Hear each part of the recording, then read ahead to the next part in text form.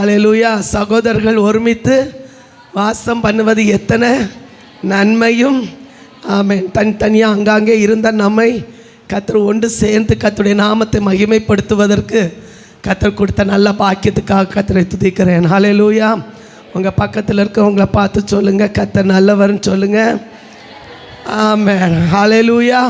அவர் நல்லவர். இன்றைக்கும் அவர் நல்லவராகவே நம்ம மத்தியில் இறங்கி வந்திருக்கிறதுக்காக கர்த்தரை துதிக்கிறேன். ஆமென். தொடர்ந்து நம்ம 10 வாரங்கள் ஆமென் 10 கட்டளைகளை நம்ம இன்றைக்கு இந்த 10 வாரங்களை நம்ம தியானிக்க போகிறோம். ஆமென். கட்டளைகளையும் நாம் கைக்கொள்ள வேண்டியது மிகவும் அவசியம். அதில் ஒன்றை நம்ம விட்டாலும் 10 கைவிட்டதுக்கு சமம். ஹல்லேலூயா. ஆகவே ஆமென்.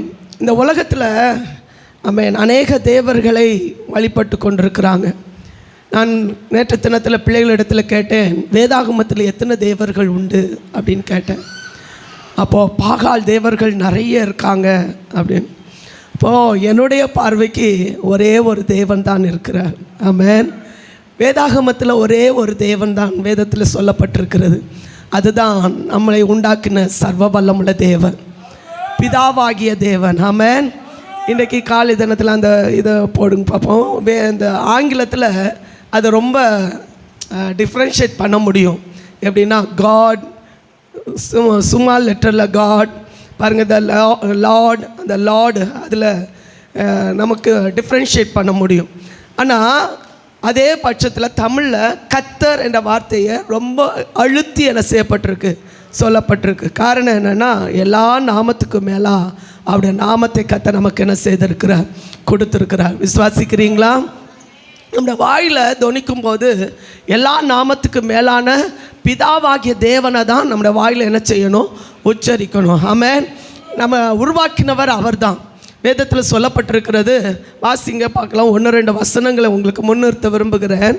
1 கொரிந்தியர் 8வது அதிகாரம் அதனுடைய 5, 6, 7 வசனங்களை நீங்கள் வாசிக்கும்போது ஆமென் அப்போஸ்தலனாகிய பவுல் ஆமென் தேவர்கள் யார், தேவன் என்று சொல்லி அதை முக்கியப்படுத்தி அவர் சொல்லியிருக்கிறதை நம்மளால் பார்க்க முடியும். வாசிங்க பார்க்கலாம். வானத்திலேயும் பூமியிலேயும் தேவர்கள் எண்ணப்படுகிறவர்கள் உண்டு.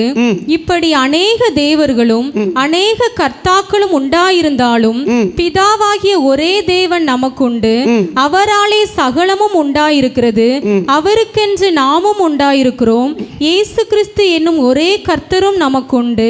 அவர் மூலமாய் சகலமும் உண்டாயிருக்கிறது. அவர் மூலமாய் நாமும் உண்டாயிருக்கிறோம். போதும். வானத்திலும் பூமியிலும், அந்த வார்த்தை என்ன அழகா சொல்லப்பட்டிருக்கு பார்த்தீங்களா? தேவர்கள் எனப்படுகிறவர்கள் உண்டு. ஆமென். இன்றைக்கி வேதாகமத்தின் அடிப்படையில் சொல்லப்படுகிற 3 தேவன், அது வேதாகமத்தில் 3 தேவனை குறித்து சொல்லப்பட்டிருக்கிறது. ஆனால் அநேக கர்த்தாக்கள் இருக்கிறாங்க, அநேக தேவர்கள் இருக்கிறாங்க, மனிதர்களாகிய தேவர்கள் இருக்காங்க, மனுஷனால் உருவாக்கப்பட்ட தேவர்கள் இருக்கிறாங்க. ஆனால் அதை காட்டிலும் மேலா பிதாவாகிய தேவன் நமக்கு உண்டு. எத்தனை பேர் ஆமென் சொல்கிறீங்க? எபேசியர் 4வது அதிகாரம் 5வது வசனத்தில் நீங்கள் வாசித்து பார்த்தீங்கன்னா, ஒரே கர்த்தர், ஒரே தேவன். ஆமென். அந்த வசனத்தை வாசிங்க பார்க்கலாம். ஒரே கர்த்தரும் ஒரே விசுவாசமும் ஒரே ஞானஸ்தானம். தேவன்ல மாற்றமே இல்லை. உலகம் எங்கு நீங்க போனாலும் பிதாவாகிய தேவன்ல ஒரு மாற்றமும் இல்லை. ஹல்லேலூயா. வேதம் சொல்லுகிற இருக்கிறவராகவே இருக்கிற, நம்மளை உருவாக்கும் போது தேவன் எப்படி இருந்தாரோ இன்றைக்கும் அவர் அப்படியே தான் இருக்கிறார், நாளைக்கும் அவர் அப்படியே தான் இருக்க போகிறார். வேதம் சொல்லுகிறது நேற்றும் இன்றும் என்று மாறாதவர். ஹல்லேலூயா. வேதத்தின் அடிப்படையில் நம்ம வாசிக்கும் போது கிறிஸ்துவை, தேவனை எப்போதுமே தொழுது கொள்கிறவர்களாக இருக்க வேண்டும். ஆமென். ஆனால் பூமியில் தேவனுக்கு அடுத்தபடியாக அவருடைய ஸ்தானத்தில் சில பிரதிநிதிகளை கர்த்தர் வச்சிருக்கிறார். ஆமென். என்ன பிரதிநிதிகள்? அவர் நிற்க வேண்டிய ஸ்தானத்தில் இன்னொருவரை கர்த்தர் என்ன செய்கிறார், நிறுத்தி அவருடைய வேலையை கர்த்தர் என்ன செய்கிறார்? நிறைவேற்றுகிறார். அதனால தான் அப்படிப்பட்டவர்களை தேவன் உலகத்துக்கு தேவனாக கர்த்தர் வைத்திருக்கிறார். ஆமென். இருக்கீங்களா? ஒரு ஆமென் சொல்லுங்க பார்க்கலாம். மோசேயை பார்வோனுக்கு முன்பாக நிறுத்தின போது பார்வோனுக்கு மோசே எப்படி இருந்தான் தெரியுமா? தேவனாக இருந்தான். ஆமென். வசனத்தை எடுத்தவங்க வாசிங்க பார்க்கலாம். ஆமென். யாத்திராகம புஸ்தகம் 7வது அதிகாரம் அதனுடைய 1வது வசனத்தை எடுத்தவங்க வாசிங்க பார்க்கலாம். கர்த்தர் மோசேயை நோக்கி, பார், உன்னை நான் பார்வோனுக்கு தேவனாக்கினேன், உன் சகோதரனாகி ஆரோன் உன் தீர்க்கதரிசியாய் இருப்பான். ஆமென். இப்போ பார்வோனுக்கு முன்பாக மோசே போன போது மோசேயை தேவன் அவருக்கு முன்பாக ஒரு தேவனாக கொண்டு வந்து முன்னு நிறுத்தினார். அல்லேலூயா. ஆனால் அவன் ஒரு தேவன் அல்ல. ஆமென். மனுஷன்தான், தேவன் தேவன் தான். எத்தனை பேர் ஆமென் சொல்ல முடியும்? ஆமென். மனுஷனுக்கு கொடுக்க வேண்டிய கனத்தை மனுஷனுக்கு கொடுக்கணும், கர்த்தருக்கு கொடுக்க வேண்டிய கனத்தை கர்த்தருக்கு கொடுக்கணும். அல்லேலூயா. இன்றைக்கு நம்ம ஆராதனைக்கு வந்திருக்கிறோம் என்றால் இது கர்த்தருக்குரிய நேரம். ஆமென். இதை கர்த்தரை கனப்படுத்துகிற ஒரு நேரம். இது ஒரு மனுஷனை பிரியப்படுத்துவதற்காக கர்த்தர் இந்த நேரத்தை தரல. கர்த்தரை கனப்படுத்தும் போது தேவன் இதன் மூலம் கர்த்தர் நம்மை மேன்மைப்படுத்துகிறார். அல்லேலூயா. இதன் மூலம் தேவன் நம்மை கனப்படுத்துகிறார். வேதத்தில் வாசிக்கும் போது வேத வசனத்தை பெற்றவர்கள் தேவனுடைய புத்திரர்களாய் இருக்கிறார்கள். ஆமென். தேவனை ஆராதிக்கிறவர்கள், தொழுது கொள்ளுகிறவர்கள் தேவனுடைய புத்திரர்களாய் இருக்கிறார். பூமியில் இருக்கிற எல்லா ஜாதிகளிலும் கர்த்தரை ஆராதிக்கிற பிள்ளைகளை தேவ புத்திரராய் கர்த்தரை ஏற்படுத்தி இருக்கிறார். விசுவாசிக்கிறவர் ஆமென் சொல்லுங்க பார்க்கலாம்.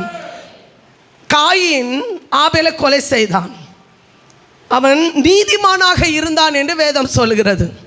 அதே பட்சத்தில் ஆபேலுக்கு பதிலாக ஒரு சேத் என்ன செய்தான்? பிறந்தான். சேத் பிறந்த போது கர்த்தரை தொழுது கொள்ள ஆரம்பித்தார்கள். வாசிங்க பார்க்கலாம். ஆதியாகம புஸ்தகம் 4வது அதிகாரம் அதனுடைய 26வது வசனம். சேத்துக்கு ஒரு குமாரன் பிறந்தான், அவனுக்கு ஏனோஸ் என்று பெயரிட்டான். அப்பொழுது மனுஷர் கர்த்தருடைய நாமத்தை தொழுது கொள்ள ஆரம்பித்தார்கள். அடுத்த வசனம் சொல்லுது, ஆதியாகமம் 6வது அதிகாரத்தில் தேவ குமாரர்கள், தேவ புத்திரர்கள், தேவ குமாரர்கள் மனுஷ புத்திரர்களை என்ன செய்தார்களாம்? குமார்த்திகளை விவாகம் பண்ணினார்களாம். வாசிங்க பார்க்கலாம். 2வது வசனத்தை வாசிங்க. தேவகுமார மனுஷ குமாரத்திகளை அதிக சௌந்தரியம் உள்ளவர்கள் என்று கண்டு அவர்களுக்குள்ளே தங்களுக்கு பெண்களை தெரிந்து கொள்ள இதனால ராட்சதர்கள் பிறந்தார்கள் என்று வேதம் சொல்லுகிறது. நல்லா புரிந்து கொள்ளுங்க. தேவ சமூகத்தில் வந்திருக்கிற தேவனுடைய பிள்ளைகள் எல்லாருக்கும் ஒரு முத்திரை குத்தப்பட்டிருக்கிறது. யார் தெரியுமா? தேவ புத்திரர், தேவ குமாரர். வாய் திறந்து சொல்லுங்க பார்க்கலாம். கொஞ்சம் மெதுவாக சொல்கிறீங்களா? சத்தமாக சொல்லுங்க. தேவ கேட்கல. தேவ குமாரர். எவ்வளோ பெரிய பாக்கியம், எவ்வளோ பெரிய பாக்கியம். அவரை விசுவாசிக்கிறவன் எவனோ அவன் கெட்டு போகாமல் நித்திய ஜீவனை அடைம்படிக்கு அவரை தந்துள்ளி இவ்வளவாய் உலகத்தில் அன்பு கூர்ந்தார். இன்னும் நீங்கள் வாசித்து பாருங்கள். யோவான் 1வது அதிகாரம் அதனுடைய 12வது வசனத்தை நீங்கள் வாசித்து பாருங்க. வாசிங்க பார்க்கலாம். யோவான் 1வது அதிகாரம் 12வது வசனம். அவருடைய நாமத்தின் மேல் விசுவாசம் உள்ளவர்களாய் அவரை ஏற்றுக்கொண்டவர்கள் எத்தனை பேர்களோ அத்தனை பேர்களும் யாருடைய பிள்ளைகள்? தேவனுடைய. அவ்வளவுதான். நம்ம யாரு? தேவனுடைய பிள்ளைகள் சொல்றவங்க மட்டும் ஒரு ஆமென் சொல்லுங்க பார்க்கலாம். நம்ம சாதாரணமானவர்கள் அல்ல. நம்மளை கர்த்தர் இந்த உலகத்தில் ஆராதிக்கிற பிள்ளைகள் அசாதாரணமான மாற்றவர்களை கர்த்தர் மாற்றி இருக்கிறார். ஆமென். தேவனுடைய புத்திரர்கள் எனப்படுவார்கள். ஆமென். ரோமர் எழுதின நிருபம் 8வது அதிகாரம் அதனுடைய 14வது வசனத்தை நீங்க வாசித்து பாருங்க. ஆவியின்படி நடக்கிற தேவனுடைய பிள்ளைகளை தேவனுடைய புத்திரர்கள் எனப்படுகிறார்கள். வாசிங்க பார்க்கலாம். மேலும் எவர்கள் தேவனுடைய ஆவியினாலே நடத்தப்படுகிறார்களோ அவர்கள் தேவனுடைய புத்திரராய் இருக்கிறார்கள். தேவனுடைய புத்திரராய் இருக்கிறார்கள். உங்க பக்கத்தில் இருக்கவங்களை பார்த்து சொல்லுங்க, நீங்கள் தேவனுடைய புத்திரர்கள்னு சொல்லுங்க. நீங்கள் யாரு? நீங்கள் யாரு? மனுஷ புத்திரர்கள் அல்ல. நீங்கள் யாரு? தேவனுடைய புத்திரர்கள். தேவனுடைய புத்திரர்களுக்கு கர்த்தர் ஒரு பாக்கியம் கொடுத்திருக்கிறார், சர்வ வல்லமுள்ள தேவனை ஆராதிப்பதற்கு. ஹல்லேலூயா.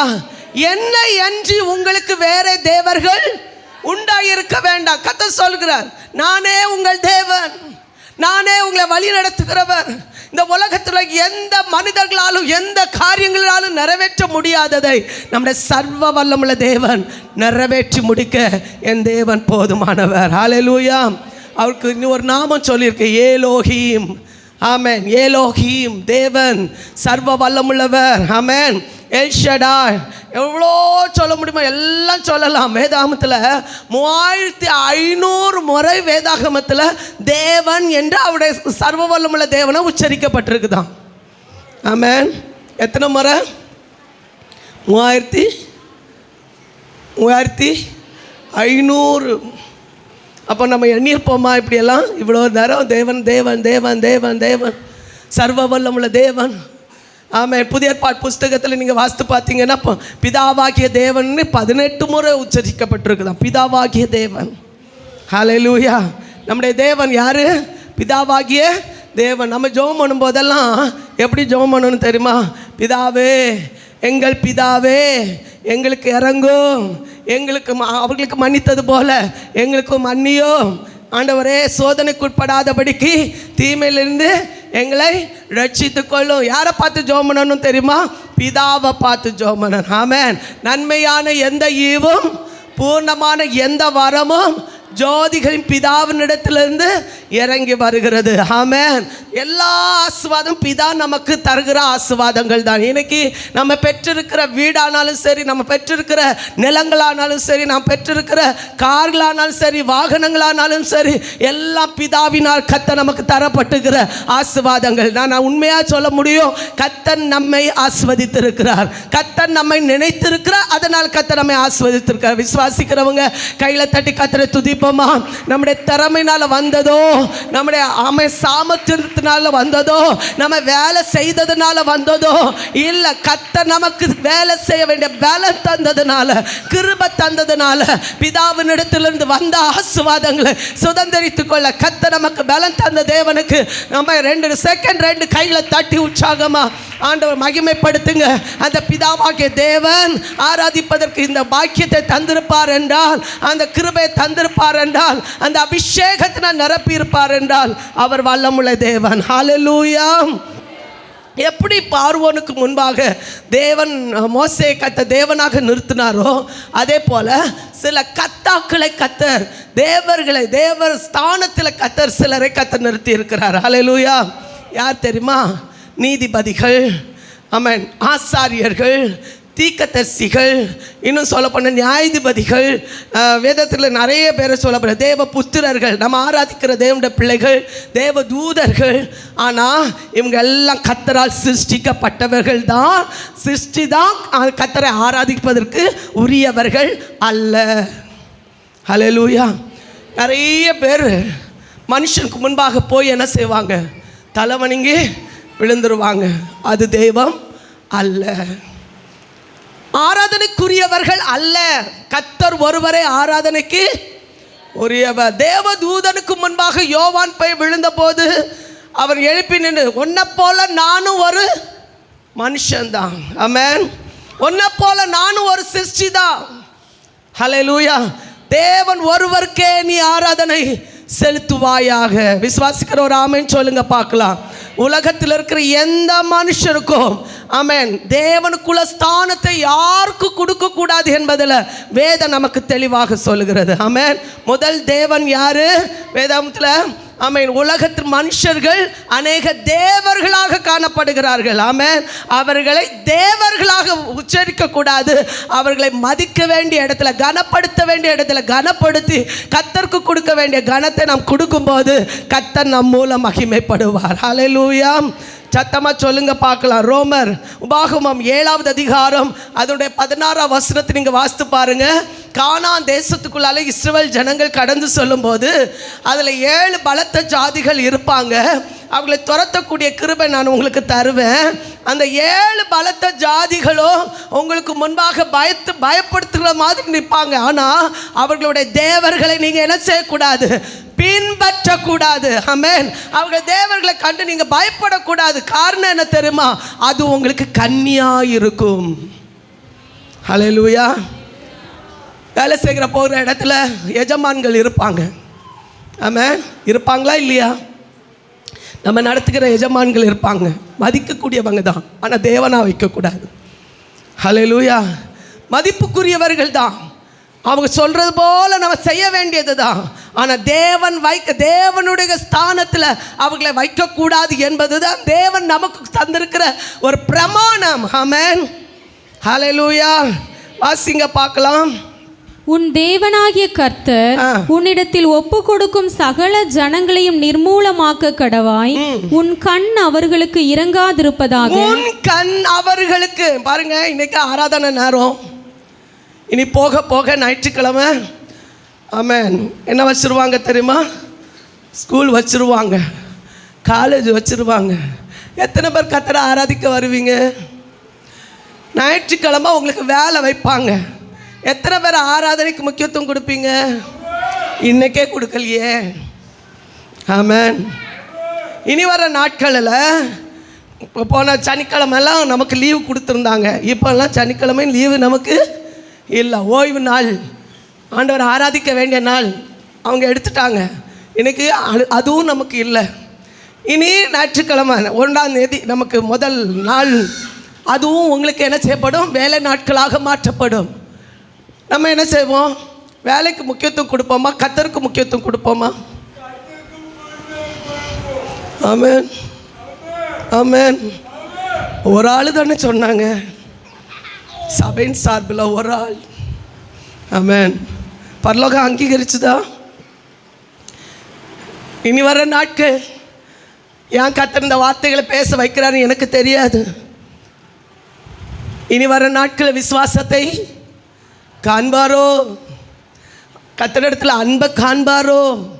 அன்பும் குறைஞ்சு போயிட்டு, விசுவாசமும் குறைஞ்சு போயிட்டு, ஆவியின் அபிஷேகம் குறைஞ்சு போயிட்டு, ஜெபிக்கிற நேரங்கள் குறைஞ்சு போயிட்டு, தேவ சமூகத்தை தேடுகிற நேரங்கள் குறைஞ்சு போயிட்டு, நம்ம நினைச்சிட்டு இருக்கிறோம் பரலோகம் போயிடலாம். ஆமென். கர்த்தர் கொடுத்த கட்டளைகள் உண்மையாய் செயல்படுத்துகிறவர்கள், கர்த்தருக்கு பயப்படுகிறவர்கள் மாத்திரம்தான், கர்த்தரை உண்மையாக ஆராதிக்கிறவங்க மாத்திரம்தான் தேவனுடைய ராஜ்யத்துக்கு முக்கியத்துவம் உள்ளவர்கள். கையில் தட்டி கர்த்தரை மகிமைப்படுத்துங்க பார்க்கலாம். இன்றைக்கு எத்தனை பேர் சொல்ல முடியும்? எவ்வளோ சோதனை வந்தாலும் கர்த்தரை ஆராதிக்க வேண்டிய இடத்துல கர்த்தருக்கு தான் முக்கியத்துவம் கொடுப்பேனே தவிர உலகத்துக்கு நான் முக்கியத்துவம் கொடுக்க மாட்டேன், உலக மனுஷருக்கு முக்கியத்துவம் கொடுக்க மாட்டேன், உலக காரியங்களுக்கு முக்கியத்துவம் கொடுக்க மாட்டேன் என்று சொல்லுகிற தேவனுடைய பிள்ளைகள் இன்றைக்கு கர்த்தர் ஆசீர்வதிக்கிறார். இனி வர்ற நாட்கள் உங்களை பிரதிபலனை கர்த்தருக்கான உதவி செய்வார். ஆமா, கிரிகளுக்கு தக்க பலனை தேவன் நமக்கு தந்து ஆசீர்வதிப்பா. விசுவாசிக்கிறவங்க நல்ல கையை தட்டி சொல்லுங்க, அது உங்களுக்கு கன்னியா இருக்கும். வேதத்தில் வாசிக்கிறோம், மனுஷனுக்கு பயப்படுவது கன்னியா வருவிக்கும். உலக மனுஷனுக்கு பயப்படுவது, உலக காரியங்களுக்கு பயப்படுவது கன்னியை கொண்டு வரும். ஹல்லேலூயா. கர்த்தருக்கு பயப்படுகிற பயம் ஜீவ ஊற்று. ஆமென். ஜீவ வழியில் கர்த்தர் நடத்தும். நம்ம எடுக்கிற தீர்மானம், மரணமும் ஜீவனும் நமக்கு முன்பாக இருக்குது. எதை நம்ம தேர்ந்தெடுத்துக் கொள்கிறோமோ அதுதான் நம்முடைய வாழ்வில் மேன்மையாய் கர்த்தர் நம்மை உயர்த்தி நிறுத்தும். ஹல்லேலூயா. சத்த உயர்த்தி ஒரு ஆமென் சொல்லுங்க பார்க்கலாம். ஆமென். ஹல்லேலூயா. 21ஆம் வசனம் கூட வாசிங்க பார்க்கலாம். அதனுடைய 21வது வசனம், அவர்களை பார்த்து பயப்பட வேண்டாம், உங்கள் தேவனாகிய கர்த்தர் உங்களுக்குள்ளே இருக்கிறார், அவர் வல்லமையும் பயங்கரமான தேவன். அவர் வல்லமையும் பயங்கரமான தேவன். யாரை கண்டு பயப்பட வேண்டாம்? நம்ம ஆராதிக்கிற தேவன் எப்படிப்பட்டவர்? வல்லமையும். எல்லாம் சேர்ந்து சொல்லுங்க, வல்லமையும். உங்க சத்தம் எனக்கு கேட்கல. வல்லமையும். இத்தனை பேர் இருக்கிற இடத்துல இந்த இடம் எப்படி அசையணும்? வல்லமையும் போதாது, வல்லமையும் பயங்கரமான தேவன். ஹல்லேலூயா. அந்த தேவன் யாருக்குள்ளால இருக்கிறார்? நமக்குள்ளால இருக்கிறார். ஆமென். நம்ம ஆராதிக்கிற தேவன், நம்மை தொழுது கொள்கிற தேவன், நம்மளை உருவாக்குன தேவன் நமக்குள்ள இருக்கிறார். ஹல்லேலூயா. அந்த வார்த்தை மாம்சமாகி கிருபையினாலும் சத்தியத்தினாலும் நிறைந்தவராய், சொல்லுங்க நமக்குள்ளே, சொல்லுங்க நமக்குள்ளே. ஆமென். நமக்குள்ளே அவர் வாசம் பண்ணினார். ஆமென். நமக்குள்ள தேவன் இருக்கிறார். எத்தனை பேர் விசுவாசிக்கிறீங்க? ஆனால் அந்த தேவனை வைக்க வேண்டிய ஸ்தானத்தில் வைத்தால் கர்த்தர் நம்மை நிறைவாக ஆசீர்வதிப்பார். கர்த்தர் சொல்றார்ல, ஆமென், என்னுடைய கட்டளையும் கற்பனை நீ கவனமாய் கவனித்து நடந்தால் உனக்கு சொல்லப்பட்ட ஆசீர்வாதங்கள் எல்லாம் உன்மேல் வந்து என்ன செய்யும்? பலிக்கும். ஆமென். மனுஷனுக்கு பயப்படக்கூடாது, கர்த்தருக்கு பயந்து நடக்கணும். ஆமென். முதல் தேவன் யார் தெரியுமா? மனுஷன். அல்லேலூயா. முதல் தேவன் யாரு? மனுஷன். எங்க? வேதாகமத்தின் அடிப்படையில் சொல்றேன். கர்த்தர் ஒருவர் தான் தெய்வம். ஆனால் மனுஷ உலகத்தில் தெய்வமாக வைத்திருக்கிற 3 பேர். அதில் ஒருத்தர் யார்? ஒரு மனிதர்கள் யார்? தேவர்கள் யார்? மனிதர்கள். ஒரு ஆமென் சொல்லுங்க பார்க்கலாம். மனிதர்களை தெய்வமாக என்ன செய்யக்கூடாது? வைக்கக்கூடாது. அவர்கள் வைத்தார்கள் என்றால் அழிவுக்கு நேராக கடந்து செல்வார்கள். ஆமென். 2வது தேவனாக சொல்லப்பட்டிருக்கிறது யார் தெரியுமா? வாசிங்க பார்க்கலாம். 2 கொரிந்தியர் 4வது அதிகாரம் 4வது வசனத்தை எடுத்தவர்கள் வாசிங்க பார்க்கலாம். 2 கொரிந்தியர் 4வது அதிகாரம் 4வது வசனம். தேவனுடைய சாயலாய் இருக்கிற கிறிஸ்துவின் மகிமையான சுவிசேஷத்தின் ஒளி அவிசுவாசிகளாகிய அவர்களுக்கு பிரகாசமாய் இராதபடிக்கு இப்பிரபஞ்சத்தின் தேவனானவன் அவர்களுடைய மனதை குருடாக்கினார். 2வது யார் தேவன்? யாரு? இந்த பிரபஞ்சத்தின் தேவன் யாரு? நல்லா அமைதியாக இருக்கும் வரையில் நானும் அமைதியாக இருப்பேன். சொல்லுங்க, இப்பிரபஞ்சத்தின் தேவன் யாரு? இருங்க, நீங்க சொல்லுங்க பார்க்க, இந்த பக்கம் சொல்லுங்க பார்க்கணும். இப்பிரபஞ்சத்தின் தேவன் யாரு? சத்தமாக சொல்லுங்க, பயலாம சொல்லுங்க. பிரச்சனையே இல்லை. தப்பு வந்தால் நம்ம பிரச்சனையே கிடையாது. சொல்லுங்க பார்க்கலாம். யாரு? சாத்தான். ஆமென். சொல்லுங்க, சத்தமாக சொல்லுங்க. யாரு? சாத்தான். வேதம் சொல்லுது, சாத்தானுக்கு எதிர்த்து வெல்லுங்கள். அவன் உங்களை விட்டு நிறைய பேர் சாத்தானுக்கு பயந்து போயிருக்காங்க. ஆமென். ஒரு கலரை வழியாக வந்துட்டான்னா ஐயோ அது பிடிச்சிரும். ஆமென்.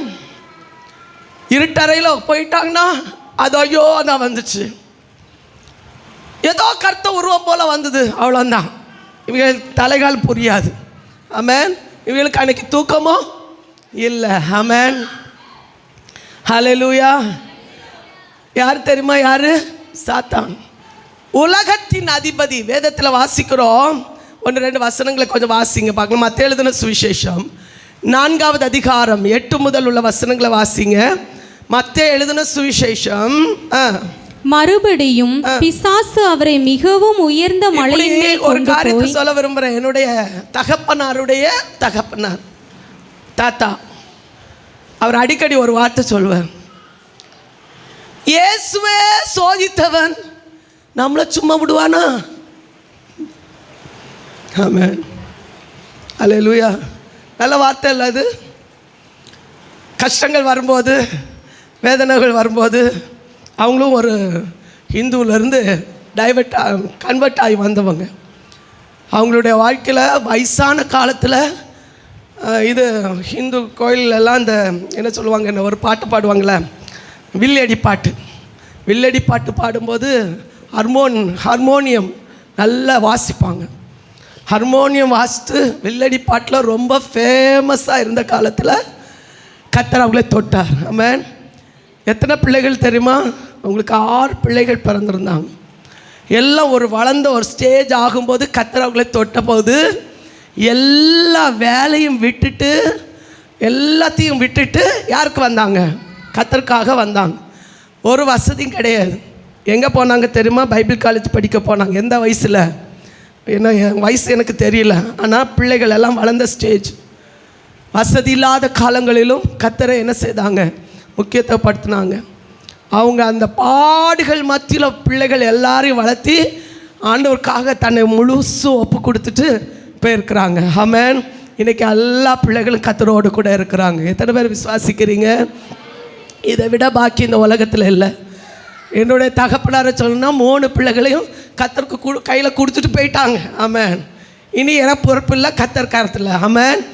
இப்படி சொல்கிற ஒரு கூட்டத்துக்கு மத்தியில் ஆமென் இவங்க வாழ்ந்த காலங்களில் தான் சொன்னாங்க, இயேசுவே சோதித்தவன் நம்மளை சோதிக்காமல் விடுவானா? ஹல்லேலூயா. சில நேரங்களில் ஜெபிக்கிற பிள்ளைகளுக்கு சோதனை அதிகமாக வரும். ஆமென். வேதத்தில் வாசிக்கிறோம். கடந்த நாளில் கூட ஒரு போதகர் சொல்லும்போது சொன்னார், தன்னுடைய பிள்ளைக்கு கஷ்டம் வந்த உடனே அவங்க சொன்ன ஒரு வார்த்தை, ஆவியானவரால் நிரப்பப்பட்டார் இயேசு கிறிஸ்து. ஆமென். 30 வயதில் ஞானஸ்தானம் எடுக்கும்போது ஆவியானவரால் என்ன செய்யப்பட்டார்? நிரப்பப்பட்டார். அதே ஆவியானவரால் எங்கே கொண்டு போகப்பட்டார்? ஆமென். சோதனை சில நேரங்களில் சாத்தானால என்ன செய்யப்படுகிறது? அனுமதிக்கப்படுது. ஆமென். அவனும் என்ன செய்கிறான் தெரியுமா? சொல்கிறான், எனக்கு எல்லா அதிகாரம் இருக்கு.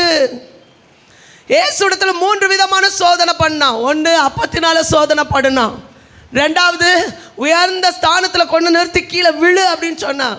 2 காரியத்தையும் ஜெயம் பெற்ற இயேசு கிறிஸ்து 3வது காரியத்தில் சொன்ன ஒரு வார்த்தை என்ன தெரியுமா? இதெல்லாம் எனக்கு கையில் தரப்பட்டிருக்கிறது, நீ ஒரே ஒரு நிமிஷம் கீழே இப்படி. ஆமென். இதில் ரொம்ப முக்கியமான பகுதியை நான் உங்களுக்கு பார்த்து சொல்ல விரும்புகிறேன். கொஞ்சம் கவனமாக கவனிச்சிடுங்க.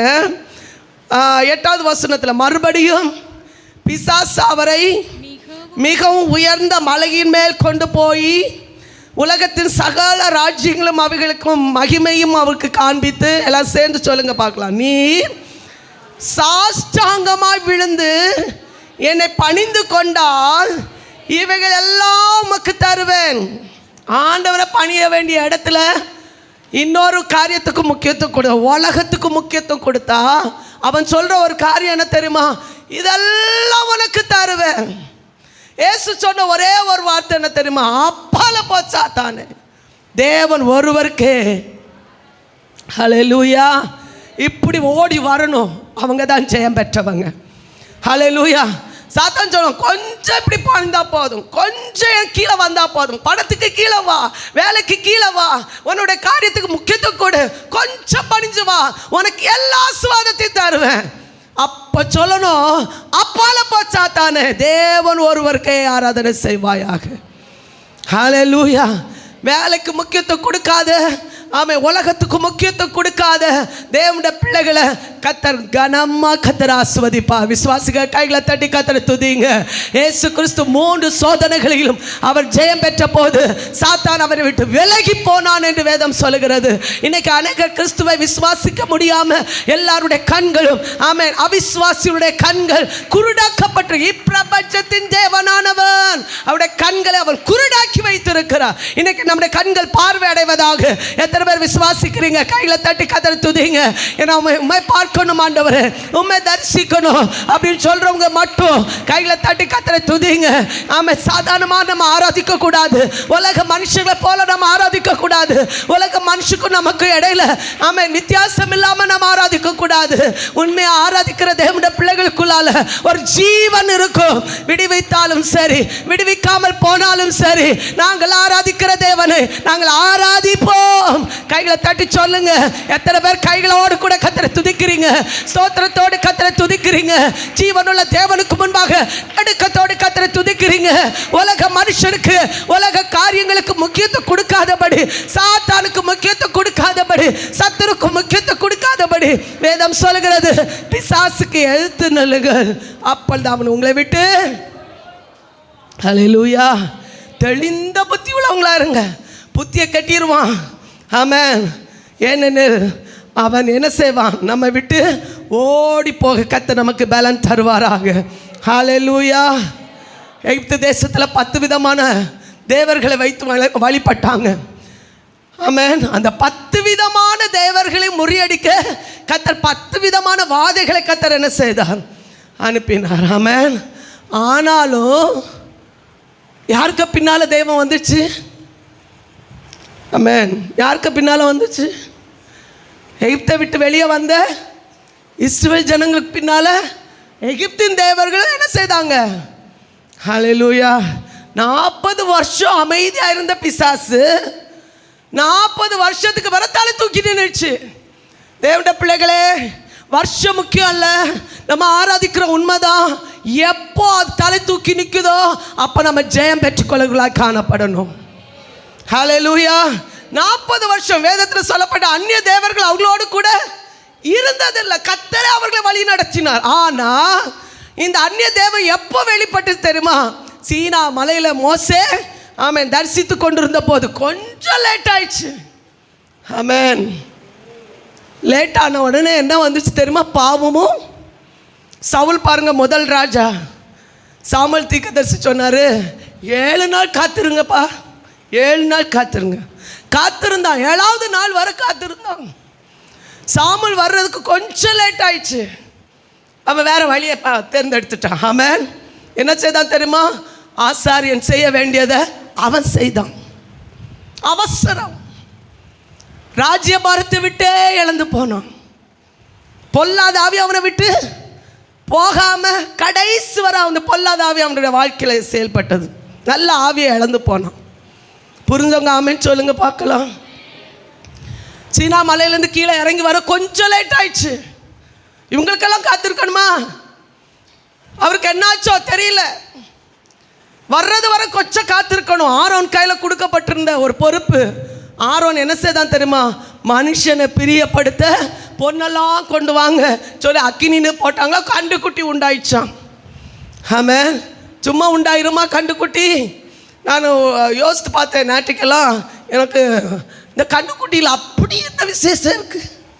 இந்த கண்டுக்குட்டிக்கு தெய்வத்துக்கு என்ன அப்படி ஒரு லிங்க் இருக்குது? இன்னைக்கு காலையில் கூட நாங்கள் தியானிக்கும் போது ஒரு வசனம், எசேக்கியேல் தீர்க்கதரிசன புஸ்தகம் 1வது அதிகாரம் தான் இன்னைக்கு காலையில் தியானித்தோம். அதில் ஒரு வார்த்தை அழகாக வந்துச்சு. அப்போ தான் அருமையான மகள் சொன்னால், எல்லா கோயில்களிலும் இந்த கண்டுக்குட்டியை உள்ளே வச்சுருப்பாங்க அப்படின்னு சொன்னாங்க. உள்ளே வச்சுருக்காங்க. நான் சொன்னேன், இந்த தஞ்சாவூர் இதிலெல்லாம் இந்த கண்டுக்குட்டி என்னென்ன நந்தியா என்னதோ ஒன்று சொல்லுவாங்க.